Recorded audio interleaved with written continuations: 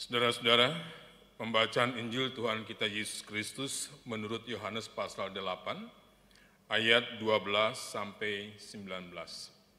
Demikian. Maka Yesus berkata pula kepada orang banyak katanya, "Akulah terang dunia. Barang siapa mengikut aku, ia tidak akan berjalan dalam kegelapan, melainkan ia akan mempunyai terang hidup." Kata orang-orang Farisi kepadanya, "Engkau bersaksi tentang dirimu, kesaksianmu tidak benar." Jawab Yesus kepada mereka katanya, "Biarpun aku bersaksi tentang diriku sendiri, namun kesaksianku itu benar, sebab aku tahu dari mana aku datang dan kemana aku pergi. Tetapi kamu tidak tahu dari mana aku datang dan kemana aku pergi. Kamu menghakimi menurut ukuran manusia, aku tidak menghakimi seorang pun. Dan jikalau aku menghakimi, maka penghakimanku itu benar, sebab aku tidak seorang diri, tetapi aku bersama dengan Dia yang mengutus aku. Dan dalam kitab Tauratmu ada tertulis bahwa kesaksian dua orang adalah sah. Akulah yang bersaksi tentang diriku sendiri, dan juga Bapa yang mengutus aku bersaksi tentang aku." Maka kata mereka kepadanya, "Di manakah Bapamu?" Jawab Yesus, "Baik aku maupun Bapakku tidak kamu kenal. Jikalau sekiranya kamu mengenal aku, kamu mengenal juga Bapakku." Demikianlah Injil Tuhan kita Yesus Kristus, dan yang berbahagia adalah mereka yang mendengarkan firman Allah dan yang memeliharanya. Haleluya.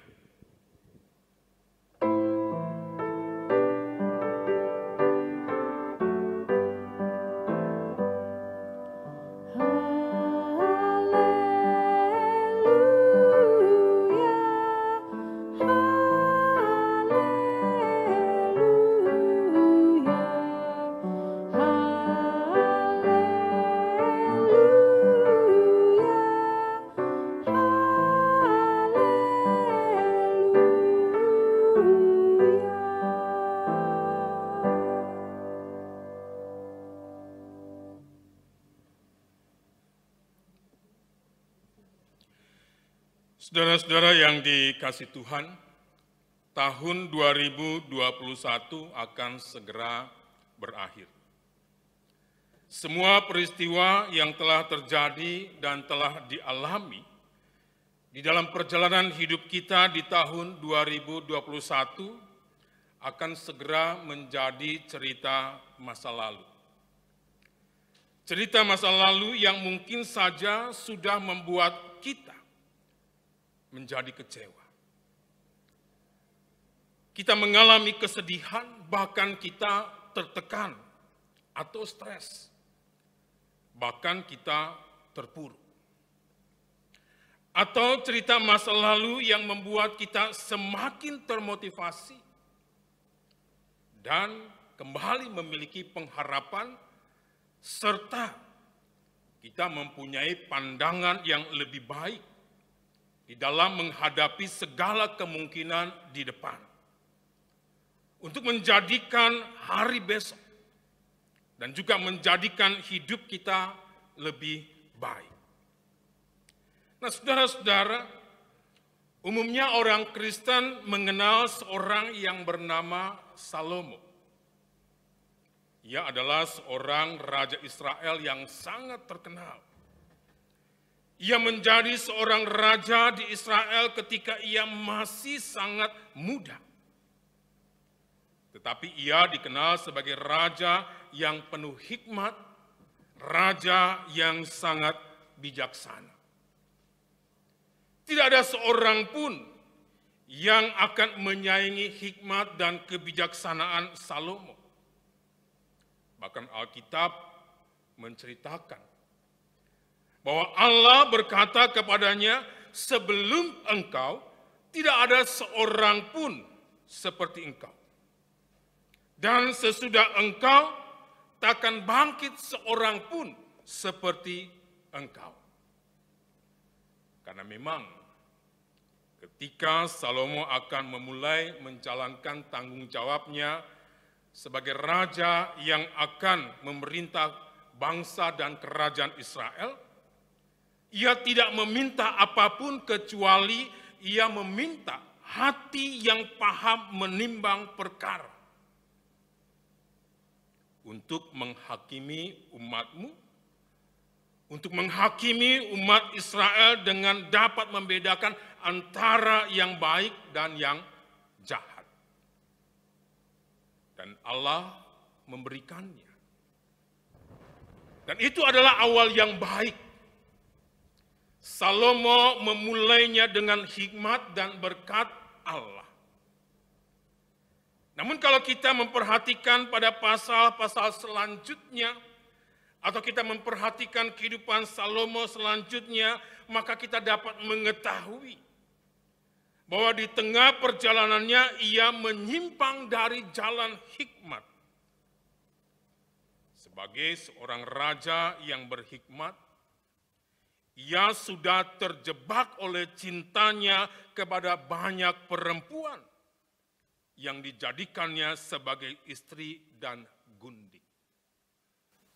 Saudara bisa membayangkan, Salomo itu mempunyai 700 istri dan 300 gundik.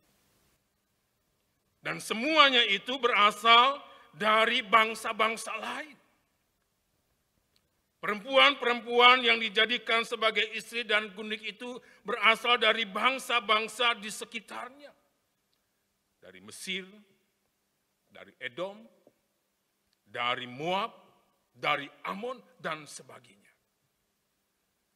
Dan ia membiarkan dirinya tergoda. Bahkan ia membiarkan dirinya jatuh kepada penyembahan berhala sehingga ia harus memalingkan hatinya daripada Allah. Sekalipun ia mendapat belas kasihan, sekalipun ia mendapatkan kasih setia Allah, sehingga sampai akhir hidupnya ia tetap menjadi raja atas bangsa dan kerajaan Israel. Tetapi pada saat yang sama ia juga harus menerima dan mengalami murka dan penghukuman Allah. Bangsa dan kerajaan Israel yang selama ini berada di bawah kepemimpinannya, pada akhirnya mengalami perpecahan. Saudara-saudara, dalam perjalanan hidupnya sebagai raja, Salomo sudah mengawalinya dengan baik. Ia mengawalinya dengan hikmat dan berkat Allah. Tetapi ia mengalami kegagalan berproses hidup benar. Dan ia mengakhirinya dengan murka dan penghukuman Allah. Lalu bagaimana dengan kita? Ketika kita memulai tahun 2021.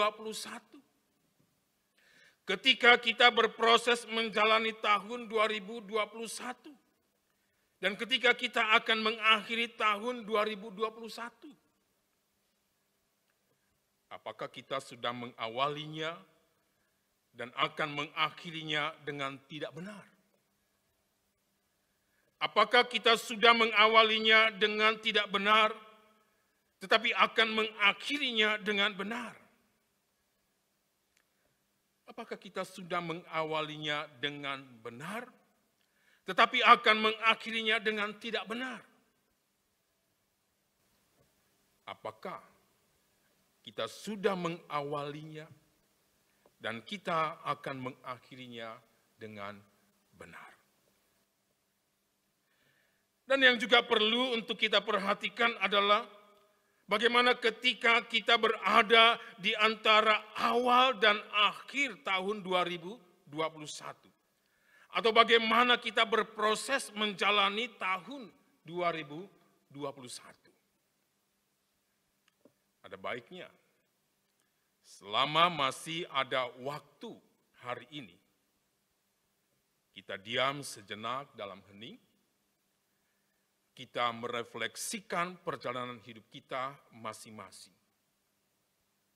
Terlebih di masa pandemi COVID-19 ini, ada banyak orang, ada banyak keluarga, dan mungkin termasuk kita dan keluarga kita di dalamnya, yang diperhadapkan dengan persoalan dan pergumulan dalam kehidupan pribadinya, dalam kehidupan keluarganya, seperti relasi suami dan istri, relasi orang tua dan anak, relasi kakak dan adik, dengan ancaman ketidakharmonisan bahkan perceraian.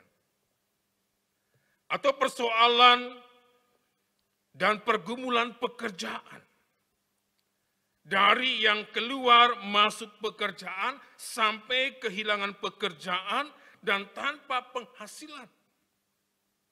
Sehingga tidak mencukupi kebutuhan hidup sehari-hari yang dapat memotivasi kita untuk bersikap dan bertindak benar atau bertindak sebaliknya. Atau di dalam kehidupan pelayanan gereja yang sekalipun tidak dilakukan secara onsite dan hanya online saja. Tetapi ternyata bisa begitu menguras tenaga. Bisa begitu menguras pikiran, bahkan hati kita.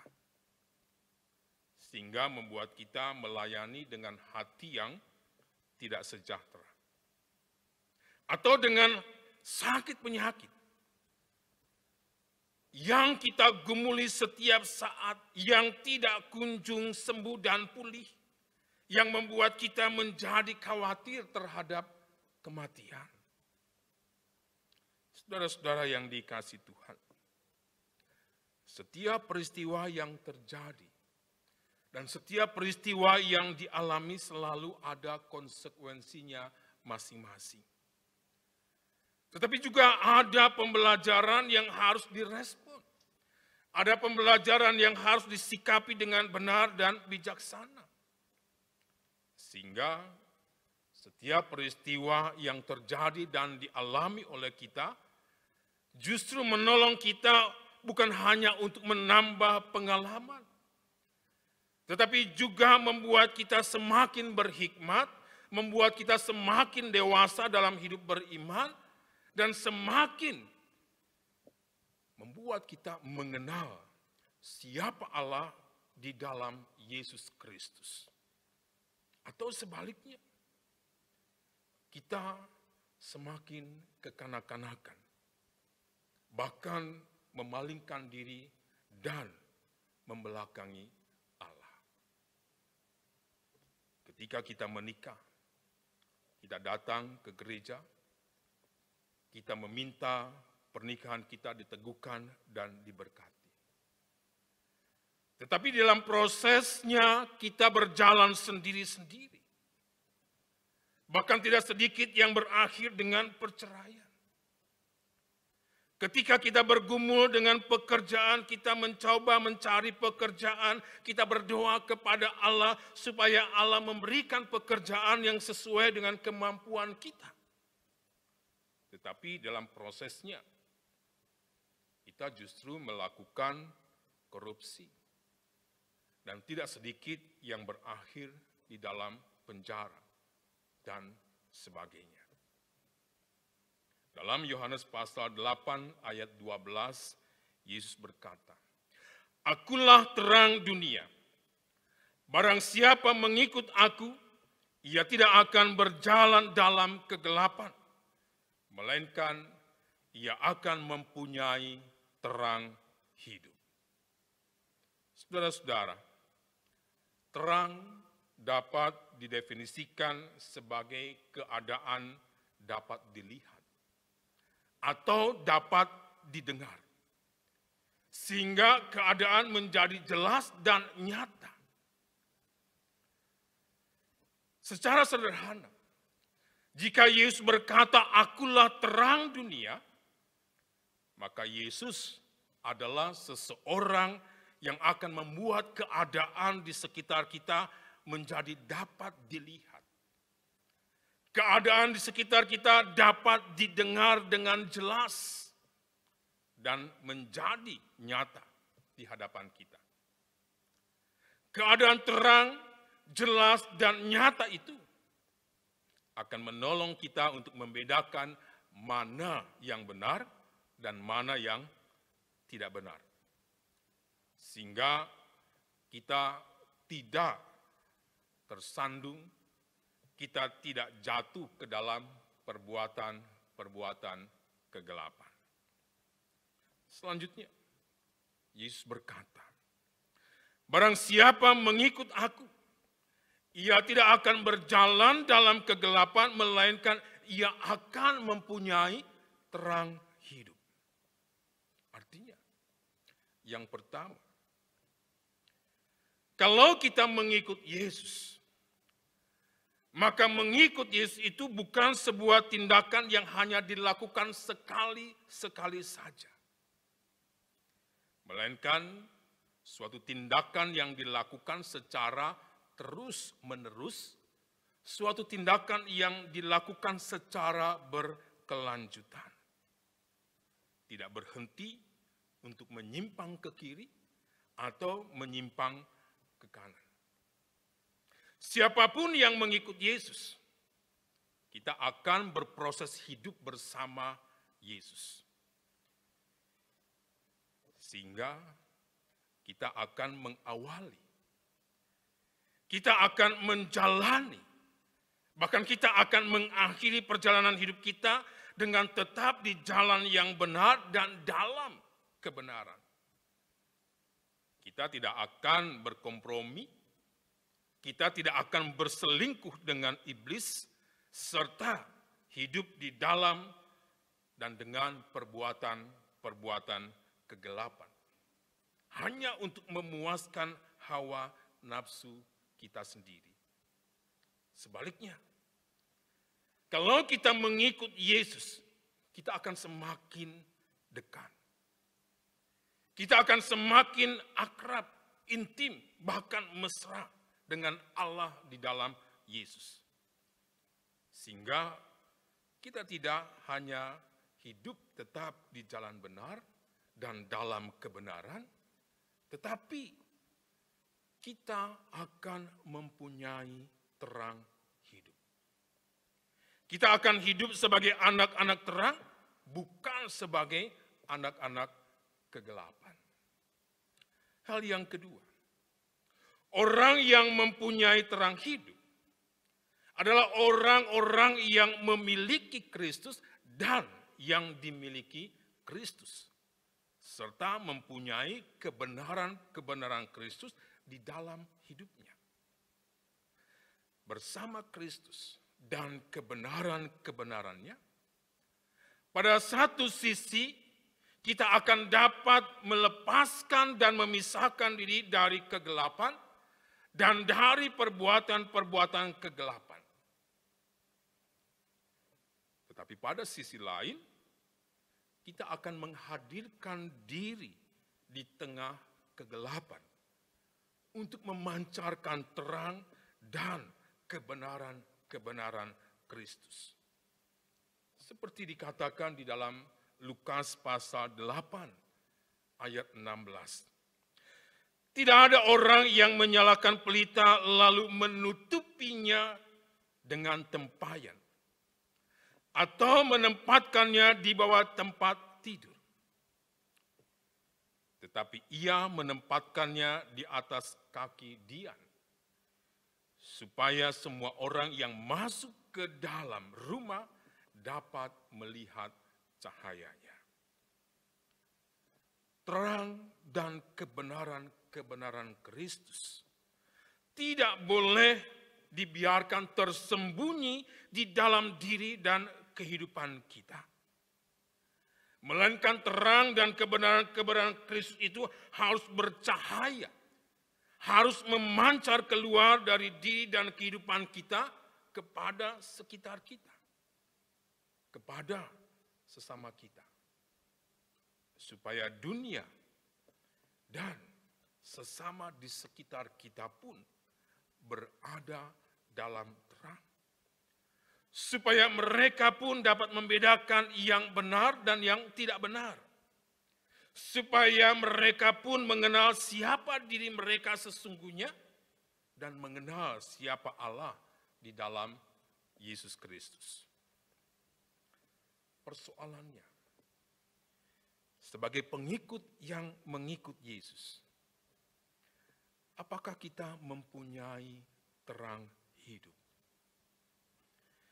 Jika kita mempunyai terang hidup, di manakah kita meletakkan terang hidup kita itu? Dan apakah sesama di sekitar kita akan melihatnya?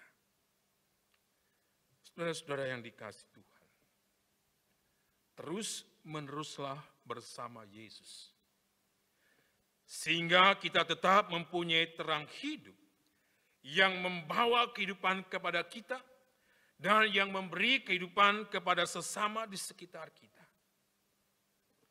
Selamat berefleksi atas pengembaraan hidup di tahun 2021. Dan selamat melanjutkan pengembaraan hidup di tahun 2022 dalam pimpinan terang Kristus dan hati yang paham akan kehendak Allah di dalam kehidupan kita. Kiranya Tuhan menolong kita. Amin.